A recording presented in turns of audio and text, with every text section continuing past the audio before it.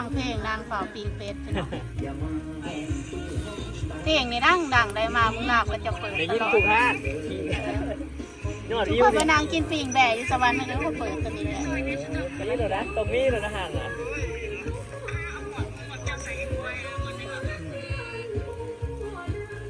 ข้าวก็ดังมันบ่สบายดีพี่น้องอันนี้มายามบ้านสวนลูกลุงไอ้ทุ่งโอ้เพิ่นสิปลูก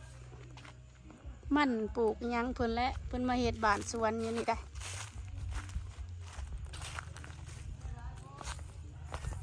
เพิ่นสิปลูกมันบ่ปลูกหยังเพิ่นและนี่เพื่อนบ้านสวนเพิ่น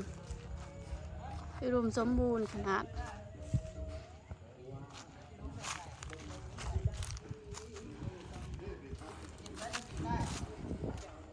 คักอีนี้เนาะหาเพื่อนนี่เนาะ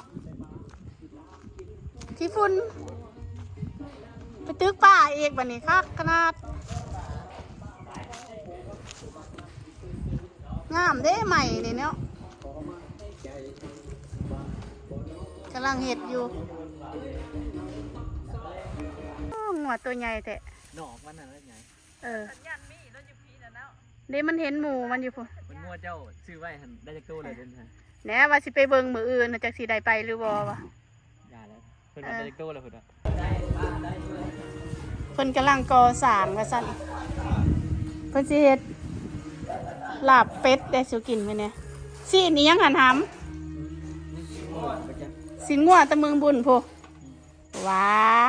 หอมมุยๆอยู่โอ้นี่ได้หมักหมี่หมักหงิวนี่พี่น้องพอยอยากกินตำท้องก็เห็นบ่มีตัวใส่เลยจักกินตำเมียงหมักทั่วแห่กินนี่สั่งตะพึดตะพื้อันนั้นจะเป็นสวนอ้อยเพิ่นเนาะอุดมสมบูรณ์ได้บ้านเฮานี่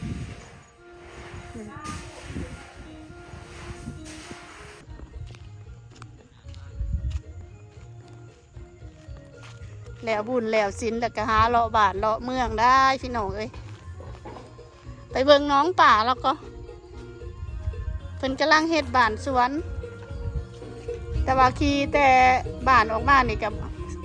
หาหน้าที่ก็หอดนะ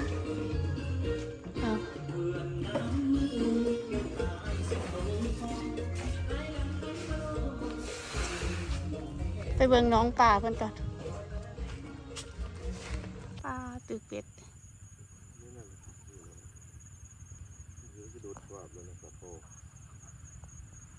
เรียบบุญเรียบจินแล้ววันนี้ฮาโล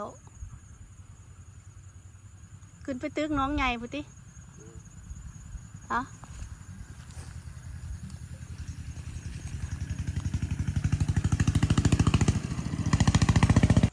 คนคอยตึกเป็ด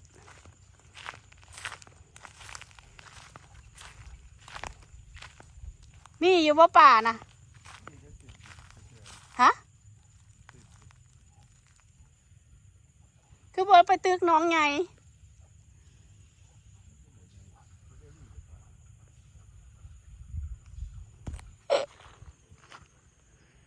ขึ้นหอนตึกเวทแล้วหันเนาะเมื่อนี่ก็ไปตึกเวทแล้วหันเพิ่นนะตับคอใหญ่ตับขาแกงใจผักชีสมบ่เฮ็ด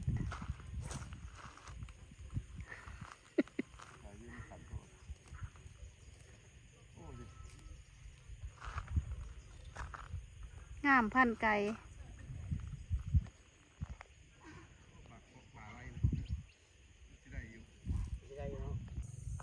มื้อนี้มากินปิ่งเป็ดอยู่หน้าลูกลุงไอ้ทุ่งเนาะอยู่ในบ้านนี่แหละขี่รถออกมาแต่บ้านประมาณ5 นาทีแหละมาลินบ้านสวนเพิ่นบ้านสวนเพิ่นกว้างพี่น้องแล้วบุญแล้วศิลแล้วก็สิมาลินมาเที่ยวอยู่ทงไฮทงหน้าเด้อมื้ออื่นก็สิได้กลับเข้าเมืองสวรรค์แล้วก็สิ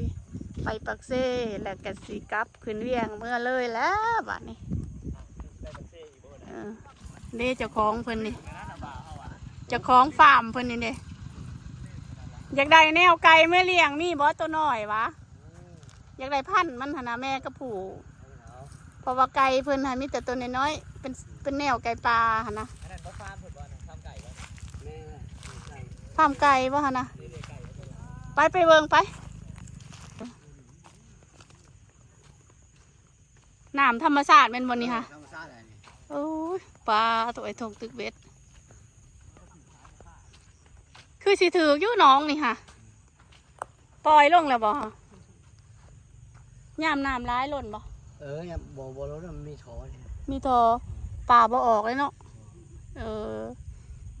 มันธรรมชาติได้หนองนี่บ่ได้จกติ บ่ แหน ตันเลยสิ ตันน้ำซื่อๆโอ้ยอุดมสมบูรณ์นี่เพิ่นเด็ดกว่าเฮาเลยนะอ้ายได้เฮาหั่นบ่มีหยังได้เฮาไปไกลซื่อๆได้เพิ่นว่าเพิ่นสิปลูกหญ้าเพิ่นเลี้ยงงัวพันธุ์เด้เลี้ยงงัวความจริงแล้วปลูกสวนยางก็ดีได้อยู่นี่เนาะ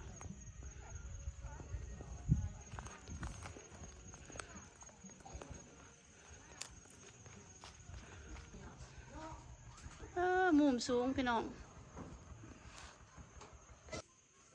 เสียงนกกดห้องกุ๊กตะเวนตกกำลังสิตกดินเลยเสียงนกกดห้อง ได้เบียร์เรามากินแล้วไหม เพื่อนนี่ได้ไอเดียมันจะใช้คือเห็ดงามแต่ว่าฮะบอ บอ บ่าวไม่มีเลย งาม ถ้าได้นี่กระเทยนี่ก็หมายจะตาตี อะไรยังวะ เอาใหม่ไม่ใช่ชั้นๆก็นี่มันให้โต๊ะนี่มันจะได้ทราบมัน บ่ได้มันบ่มัน เห็ดแบบนี้แหละงามแล้วฮัมมันเข้ากันเลยเห็ดสันมันบ่เข้ากันที่นี่นะ กันไดเห็ดสันมันบ่เข้า เอามาตะไฮตะด่าน โอ้ขายเบิร์ดนี่ได้หลายไปไหนนี่ จ้อยยังบ่จักนี่ตามราคามันแหละ อีกตามราคาโลเท่าไรเดียวนี่ ตัวเลย ปั่นเลยวันนี้ค่ะปั่นเลยวันนี้ค่ะ ปั่นเลย โอ้ยพอดีได้ข่าวคลิปซะนะ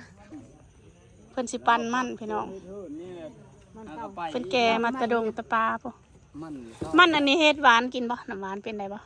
คือประเทศเนาะ บ่ได้เฮ็ดนะมีแต่ มันขมบ่ การเชื่อออกครับแต่อันนี้นะนี่แหละเฮ้ยย่างได้อันนี้นะ บ่เอ่ยมันขมบ่ ก็ไม่ได้โค้งนึ่งกินกระเป็นบ่ย่าง แซ่บอยู่เนาะ นึ่งกินกระเป็นบ่ ทอดกินนะครับนะ ทอดเอ็น เฮ็ดน้ำหวานเป็นอยู่เฮาคิดว่ามีเพิ่นปั่นมันเนาะพี่น้องเขาบ่ได้ล้างที่ดินที่พุ่นออกเลยเนาะ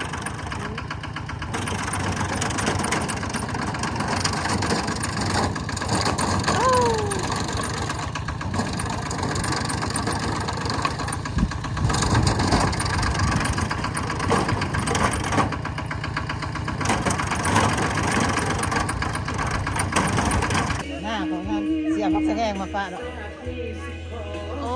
ยอากาศชิวๆพี่น้อง ตามไป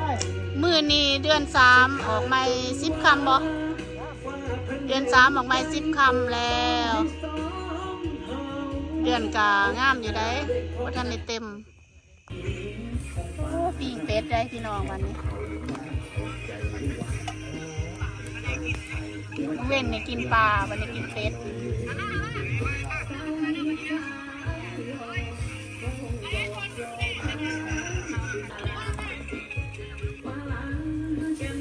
ฟังเพลงนางเฝ้าปิ้งเป็ดพี่น้อง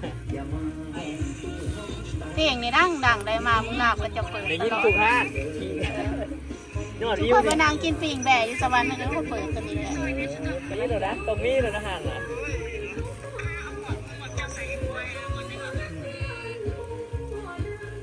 เอาก็ดังเป็นว่าเพลงตัวนี้ มันหากันเปิดมันก็ได้เดือนเดียว10 ล้านวิวเดือนเดียวค่ะ เฉพาะว่าชุมพรอยู่ผมบ่ได้ยิน นั่นแหละ5กระป๋องเจ้ามานี่นะช่วงปีใหม่ คอยมานี่บักลิงมันเปิดแท้เปิดว่าเปิดแล้วเปิดอีกตอนเช้ามาแต่นี้มันเป็นเพลงอีหยังไงนี่วะ เป็นเดือนเฮาอะ วันนี้มาเอาเพลงไปห้องนี่วะพวกก็ไปนางกินปิ่งแบะว่ามุ่นเกิดว่าซั่นว่าเราดังเลยเด้วะ เอากลับมา กระมวลเด้เนาะ มันจะเป็น เป็นจังหวะแบบ เออ เข้ากับทันสมัยแบบวัยรุ่นก็ทำได้ เราลองตอนนั้นอันพ่อยสาวหิมแก้มเงินกับแก้มเงินมันก็ดังแล้วเราก็ไปลองน้ำดังเขาแบบเสียงเรามัน เกี่ยว หวา สาวน เล เต็ ย มเงิน เกี่ยวสาวบอลพ่อยสาวแก้มเงินมันเลยเฮ้ยนะพี่น้องเคียดคุณไปสอนมาใหม่ๆนี่นะจะอ่อนเด้น่างามนะเคียด ตัวเยอะลงว่า โอ้ยงามเด้ เห็ดทั้งหมดยังมาขี้เยอะเด้ได้ เขียดจนเป็นนี่นะ ไปเอาส่งสามโมงเก่ง นั่นแหละยังวะ นะอันนี้นะ โซน พันกับขายนะ โซนจักบาทนี่ฮัม 4 บาท 5 บาท 4 บาท 5 บาทโซนนะโซนนี่นะเขียนหน่อยมือนี่นะพี่น้อง รูเซ่เนาะ ฮะ